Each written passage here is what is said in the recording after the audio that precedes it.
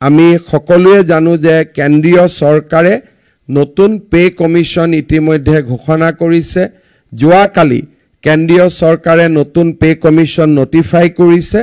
অসমতো আমি খুব সোনকালে দৰমহা আয়োগ গঠন কৰিম যাতে ৰাজ্যৰ কৰ্মচাৰীসকলে কেন্দ্ৰীয় চৰকাৰে ঘোষণা কৰা দিনৰ পৰাই আমি যাতে পে কমিশনৰ সুবিধা পাব পাৰো।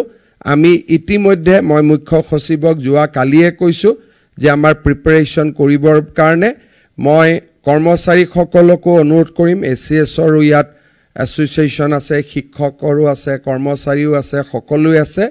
আমাৰ পে কমিশনৰ টাৰ্মছ অফ ৰেফাৰেন্সৰ ওপৰত আপোনালোকৰ যদি কিবা পৰামৰ্শ আছে আমাৰ মুখ্য সচিবক অহা 15 দিনৰ ভিতৰত আপোনালোকক দিবৰ কাৰণে অনুৰোধ কৰিম যাতে টিঅআৰখন আমি ভাল কৰি বনাব পাৰো, টাৰ্মছ অফ ৰেফাৰেন্সখন আমি ভাল কৰি বনাব পাৰো।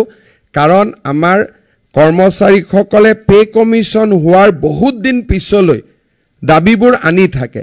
সেন্ট্ৰেল গভৰ্ণমেণ্টৰ নিয়ম হ'ল যে পে কমিশনৰ যি হৈ গ'ল তাৰ পিছত it cannot B reopen.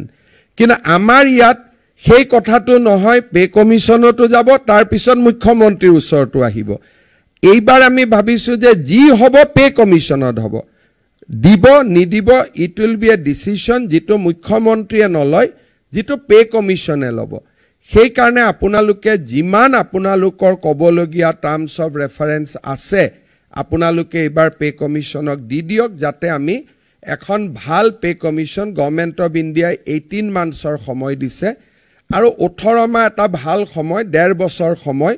Hearing ল'লে, শুনিলে সকলো সমস্যা সমাধান হ'ব পাৰে।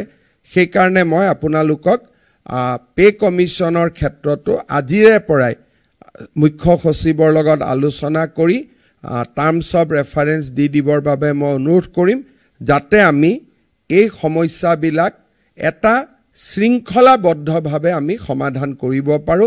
সকলোকে আকৌ এবাৰ অভিনন্দন জনাই মই মোৰ বক্তব্যৰ সামৰণি মাৰিছো। ধন্যবাদ।